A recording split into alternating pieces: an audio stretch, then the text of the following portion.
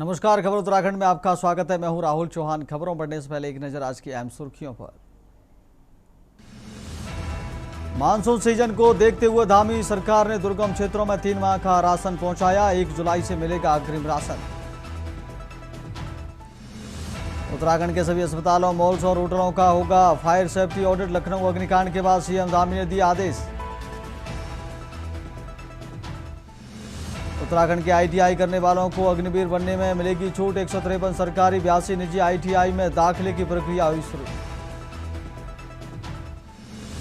हल्द्वानी में महिलाओं की जंग ला रही रंग, महिलाओं की प्लास्टिक के खिलाफ जंग जारी। जूट प्रोडक्ट्स बना रही महिलाएं। केदारनाथ यात्रा ने रचा इतिहास। 68 दिनों में 40 लाख से अधिक भक्तों ने किए दर्शन।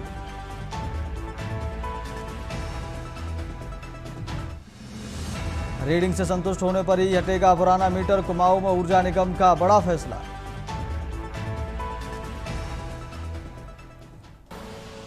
आप देख रहे हैं के न्यूज, खबरों का सारथी।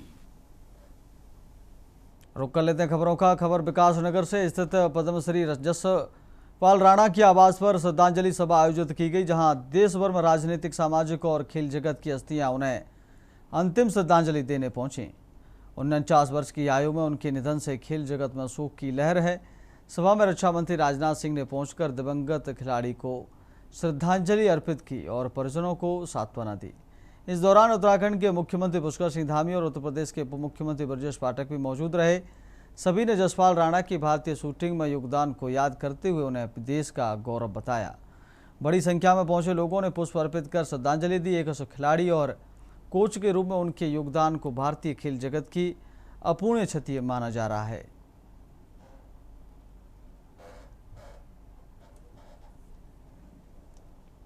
देखिए, आज भी ऐसा प्रतीत नहीं होता है कि जसपाल राणा जी हमारे बीच में नहीं रहे, जिन्होंने भारत के लिए बहुत कुछ किया है।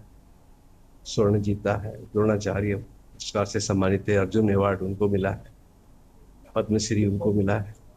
आज बड़ा दुख का विषय है कि आज अल्प आयु की उम्र में उनको जाना पड़ा है।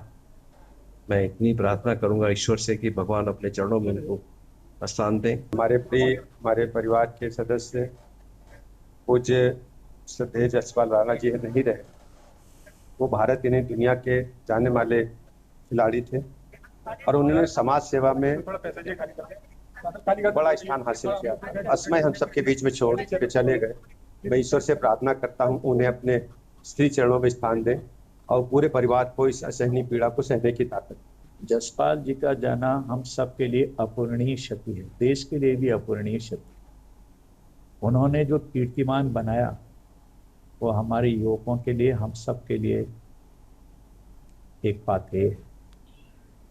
बहुत सौम्य, बहुत मिलनसार खिलाड़ी जैसा होता है, बिल्कुल खिलाड़ी की तरह से अनुशासित थे ही खिलाड़ी, अनुशासित।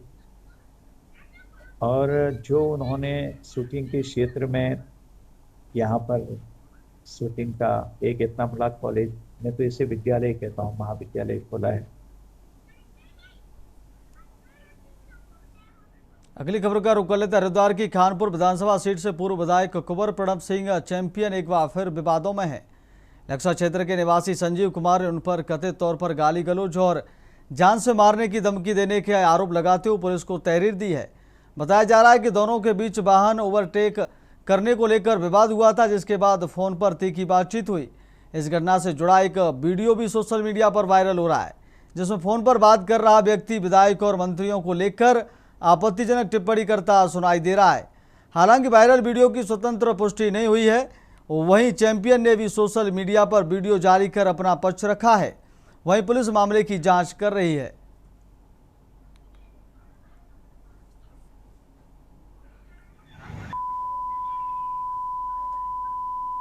मुझे पता है सर।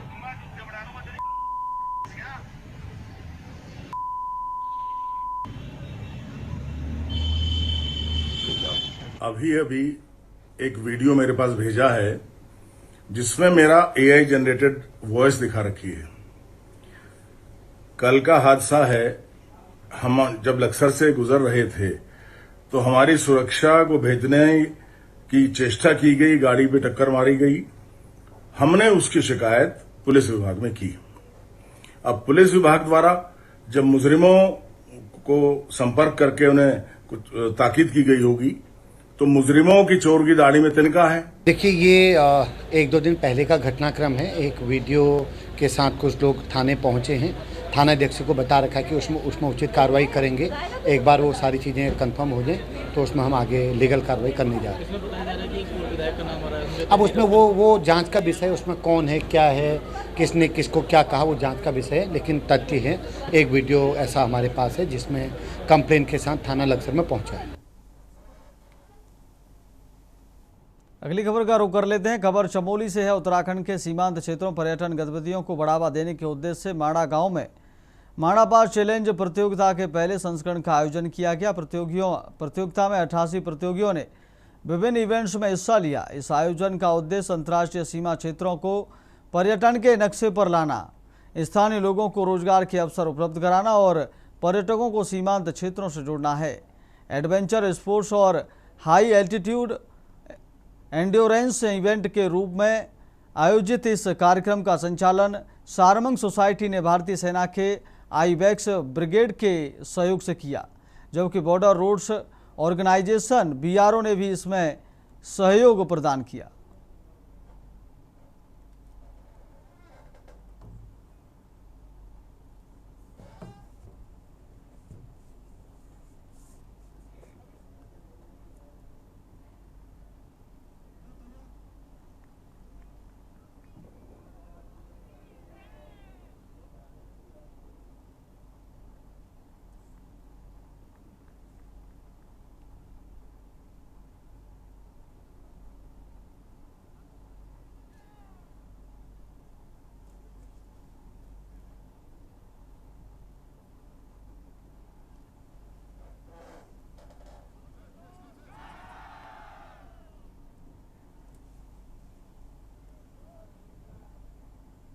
अगली खबर देहरादून से, जहां पूर्व मुख्यमंत्री एवं गढ़वाल सांसद तीरथ सिंह रावत के भांजे विक्रम राणा ने देहरादून में आयोजित प्रेस वार्ता के दौरान पुलिस की कार्यप्रणाली पर गंभीर सवाल उठाए। उन्होंने आरोप लगाया कि राजपुर क्षेत्र से जुड़े एक कथित भूमि फर्जीवाड़ा और विवाद मामले में नैनीताल हाईकोर्ट के आदेश तथा FIR दर्ज होने के बावजूद पुलिस प्रभावी कार्रवाई नहीं कर रही है। विक्रम राणा ने कहा कि करोड़ों रुपए मूल्य की भूमि से जुड़े इस मामले में न्यायालय ने स्पष्ट निर्देश दिए हैं, लेकिन इसके बावजूद आरोपियों के खिलाफ अपेक्षित कार्रवाई नहीं की गई। उनका कहना है कि मामले में जांच और कार्रवाई की गति बेहद धीमी है, जिससे पीड़ित पक्ष को न्याय मिलने में देरी हो रही है। उन्होंने कहा कि न्यायालय के आदेशों का पालन सुनिश्चित करना प्रशासन और पुलिस की जिम्मेदारी है। राणा ने मामले की निष्पक्ष और पारदर्शी जांच कर दोषियों के खिलाफ सख्त कार्रवाई की मांग की। उन्होंने कहा कि यदि समय रहते न्याय नहीं मिला तो वे कानूनी लड़ाई को और आगे बढ़ाने के साथ जन आंदोलन का रास्ता अपनाने के लिए मजबूर होंगे। प्रेस वार्ता उन्होंने सरकार और प्रशासन और पुलिस से मामले का गंभीरता से संज्ञान लेने की अपील की है। साथ ही चेतावनी दी कि यदि उनकी मांगों पर ध्यान नहीं दिया गया तो वे आत्मघाती कदम उठाने जैसे कठोर निर्णय लेने को मजबूर हो सकते हैं।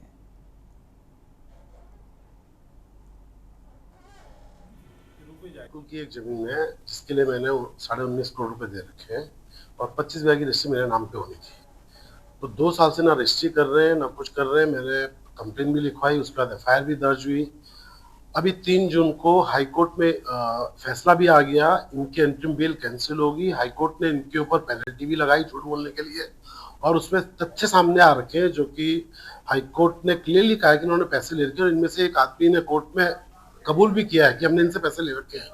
उसके बाद भी आज स्थिति है, 3 जून का निर्णय आया, अभी तक ना तो इसमें से किसी की गिरफ्तारी हुई ना कोई आगे कार्रवाई हुई।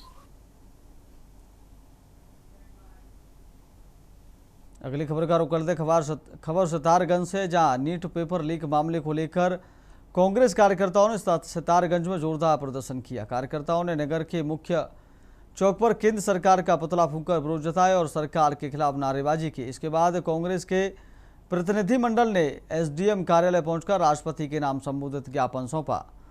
प्रदर्शन के दौरान कांग्रेस नेताओं ने कहा कि देश भर में लगातार सामने आ रहे पेपर लीक के मामलों से लाखों युवाओं का भविष्य प्रभावित हो रहा है। उन्होंने आरोप लगाया कि प्रतियोगी परीक्षाओं की पारदर्शिता और विश्वसनीयता बनाए रखने में केंद्र सरकार पूरी तरह विफल रही है। नेताओं ने कहा कि नीट परीक्षा में कथित पेपर लीक और अनियमितताओं ने छात्रों और अभिभावकों के बीच भारी आक्रोश पैदा किया है। कांग्रेस ने राष्ट्रपति को भेजे ज्ञापन में भी पेपर लीक मामले की निष्पक्ष एवं समयबद्ध जांच कराने, दोषियों की पहचान सार्वजनिक करने और उनके खिलाफ कड़ी कार्रवाई की मांग की है। साथ ही परीक्षा संचालन से जुड़े अधिकारियों और एजेंसियों की जवाबदेही तय करने की भी मांग उठाई है। कांग्रेस नेताओं ने केंद्रीय शिक्षा मंत्री की बर्खास्तगी की मांग करते हुए कहा कि युवाओं के भविष्य के साथ किसी भी प्रकार का खिलवाड़ स्वीकार नहीं किया जाएगा। उन्होंने चेतावनी दी कि दोषियों को सजा दिलाने और परीक्षा प्रणाली में सुधार होने तक पार्टी का आंदोलन जारी रहेगा।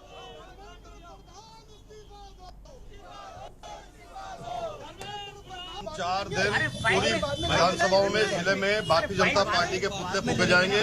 मोदी सरकार कहती थी कि युवा हमारा देश का भविष्य है। इस नीट पेपर लीक को लेके जिन माँ बाप ने अपना पेट काट के अपने बच्चों को पढ़ाया और ये पेपर लीक हुआ, हमारा कहना ये है कि जो भी इसके पीछे माफिया हैं उसका जिम्मेवार कौन है, उनके चेहरे उजागर होने चाहिए।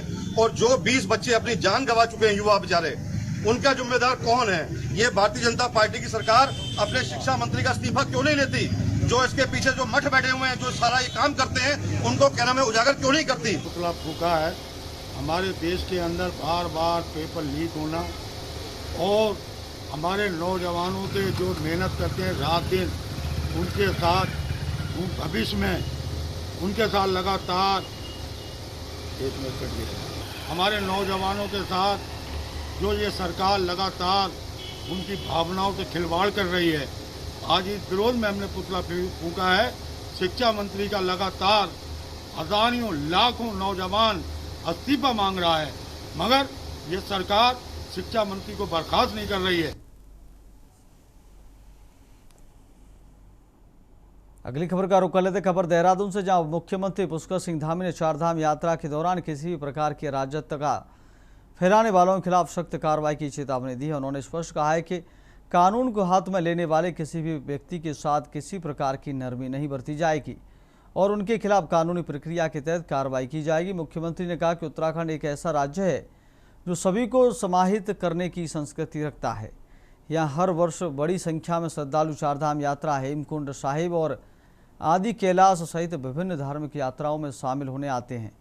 राज्य सरकार सभी श्रद्धालुओं का स्वागत करती है और उनकी यात्रा को सुरक्षित, सुगम और व्यवस्थित बनाने के लिए लगातार प्रयासरत है। सीएम धामी ने कहा कि सरकार की प्राथमिकता यात्रियों की सुरक्षा और सुविधाएं सुनिश्चित कराना है। इसके लिए प्रशासन और पुलिस को आवश्यक निर्देश दिए गए हैं। उन्होंने कहा कि यात्रा मार्गों पर शांति और व्यवस्था बनाए रखना सभी की जिम्मेदारी है। यदि कोई व्यक्ति या समूह माहौल बिगाड़ने का या कानून व्यवस्था प्रभावित करने का प्रयास करेगा तो उसके खिलाफ सख्त कानूनी कार्रवाई की जाएगी। मुख्यमंत्री ने दोहराया कि सरकार धार्मिक यात्राओं का शांतिपूर्ण, सुरक्षित और सफल बनाने के लिए पूरी तरह प्रतिबद्ध है तथा अनुशासनहीनता किसी भी कीमत पर बर्दाश्त नहीं की जाएगी।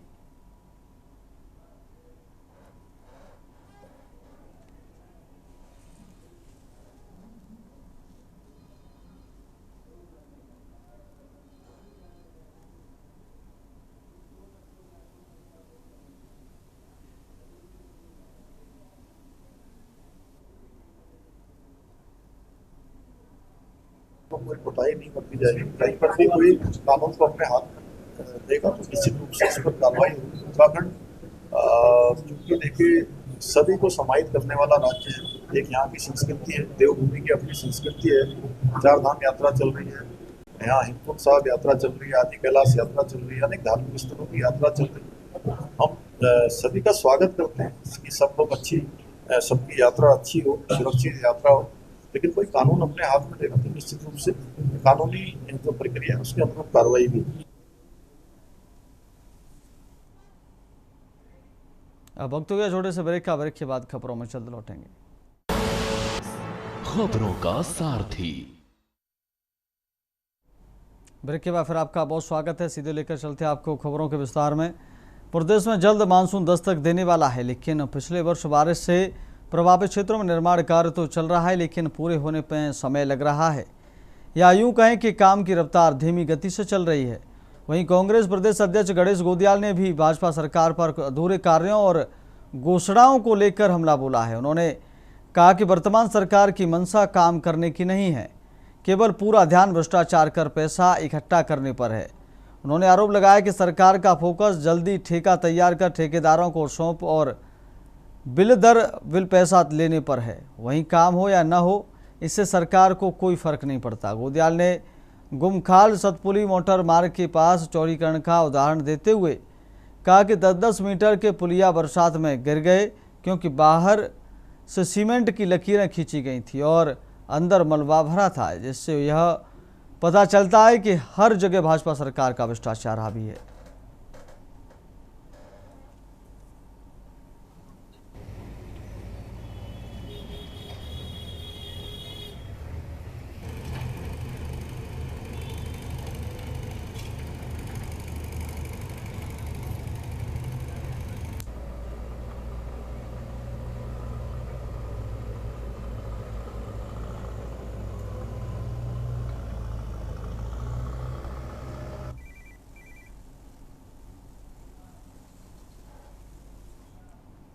अगली खबर का रुख कर लेते। खबर देहरादून से, जहां मंसूरी विधानसभा सीट से भाजपा नेत्री सुनीता विद्यार्थी ने अपनी दावेदारी पेश करते हुए संगठन से महिलाओं को अधिक प्रतिनिधित्व देने की मांग की है।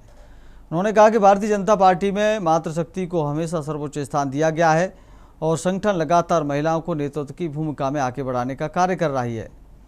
सुनीता विद्यार्थी ने कहा कि पार्टी का कार्यकर्ता जमीन पर मेहनत कर संगठन को मजबूत बनाता है और चुनावों में जीत सुनिश्चित करने के लिए खून पसीना बहाता है। ऐसे में कार्यकर्ताओं की दावेदारी को भी गंभीरता से लिया जाना चाहिए। उन्होंने कहा कि वो लंबे समय से मसूरी विधानसभा क्षेत्र में सक्रिय रहकर जनता की समस्याओं को उठा रही हैं और स्थानीय मुद्दों को मुख्यमंत्री तक, पार्टी संगठन तक पहुंचाने का काम कर रही हैं। भाजपा नेत्री ने कहा कि मसूरी विधानसभा क्षेत्र में लंबे समय से किसी महिला को विधायक बनने का अवसर नहीं मिला है। ऐसे में संगठन को महिलाओं को प्रतिनिधित्व देने पर विचार करना चाहिए। उन्होंने विश्वास जताया कि यदि पार्टी नेतृत्व उन्हें अवसर देता है तो मातृशक्ति के सहयोग से भाजपा को मजबूत जनादेश दिलाने में सफल रहेंगे। सुनीता विद्यार्थी ने वरिष्ठ नेतृत्व से आग्रह किया है कि महिलाओं की भागीदारी बढ़ाने और उन्हें राजनीतिक नेतृत्व में आगे लाने के लिए उचित अवसर प्रदान किए जाए।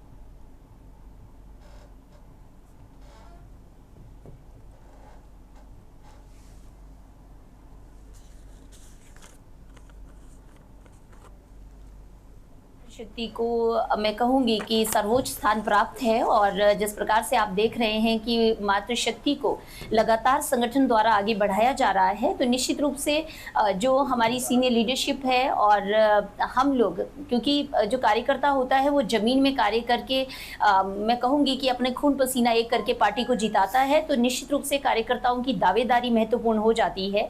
तो मसूरी विधानसभा की अगर बात करें तो हम लोग जमीनी स्तर पर काम कर रहे हैं। लोगों की आए दिन जो भी समस्याएं होती हैं उनको हम लोग माननीय मुख्यमंत्री जी तक, संगठन तक पहुंचा रहे हैं।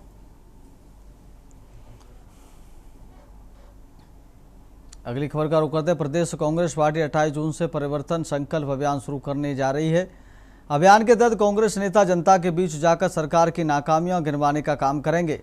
कांग्रेस के इस अभियान पर भाजपा ने पलटवार किया है। भाजपा प्रदेश अध्यक्ष महेंद्र भट्ट ने कहा कि कांग्रेस को पहले अपने कार्यकर्ताओं से संवाद की जरूरत है, क्योंकि कांग्रेस के भीतर आपसी संवाद कम है। उन्होंने कहा कि कांग्रेस अपने कार्यकर्ताओं से संवाद करे, हमें कोई आपत्ति नहीं है, लेकिन भारतीय जनता पार्टी युवा संवाद का कार्यक्रम करेगी। भट्ट ने बताया कि भाजपा युवा मोर्चा हर विधानसभा में युवा संवाद आयोजित करेगा। इसमें 18 से 35 साल के युवाओं को बुलाया जाएगा और संगठन के पदाधिकारी और मंत्री युवाओं से सीधा संवाद करेंगे। उन्होंने कहा कि यह संवाद उत्तराखंड राज्य के विकास के विषयों को लेकर किया जाएगा।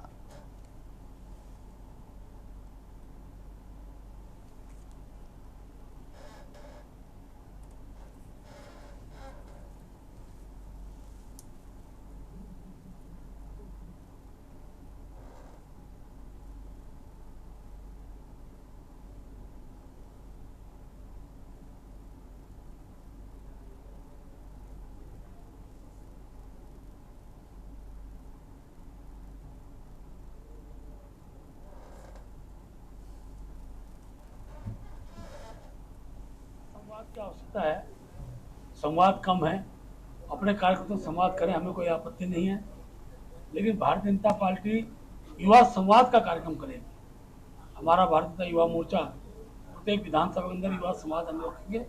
18 से 25 साल के युवाओं को उस कार्यक्रम बुलाया जाएगा। हमारे माननीय मुख्यमंत्री जी, हमारे पूर्व मुख्यमंत्रीगण, हमारे सांसदगण, हमारे मंत्रीगण युवाओं से संवाद करेंगे और ये संवाद उत्तराखंड राज्य के विकास के विषयों को लेकर संवाद होगा।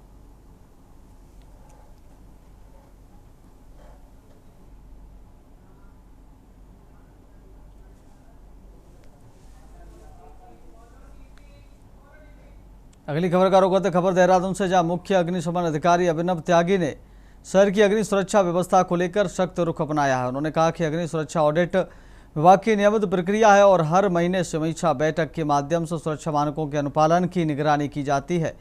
पिछले महीने दमकल विभाग ने 200 से अधिक भवनों का सुरक्षा ऑडिट किया, जिसमें कई स्थानों पर फायर एनओसी प्राप्त करने के बाद सुरक्षा उपकरणों के रखरखाव में लापरवाही पाई गई। सीएफओ त्यागी ने बताया कि जिन भवनों में कमियां मिल रही हैं उन्हें सुधार के लिए 10 से 15 दिन का समय दिया जा रहा है। निर्धारित अवधि में खामियां दूर न करने पर संबंधित भवन मालिकों के खिलाफ फायर सर्विस एक्ट 2016 के तहत सख्त कार्रवाई की जाएगी। उन्होंने कहा कि यह अभियान शहर को अग्नि दुर्घटनाओं से सुरक्षित बनाने के उद्देश्य से लगातार जारी रहेगा।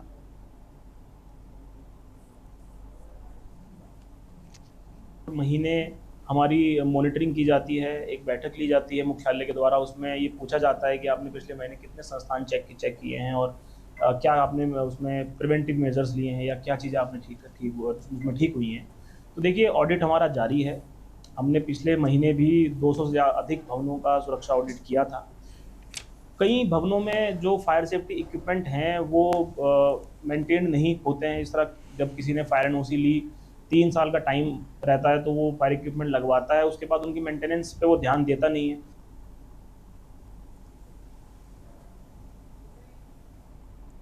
फिलहाल खबर उत्तराखंड में मेरे साथ इतना ही। देखते रहिए के न्यूज़ इंडिया। नमस्कार।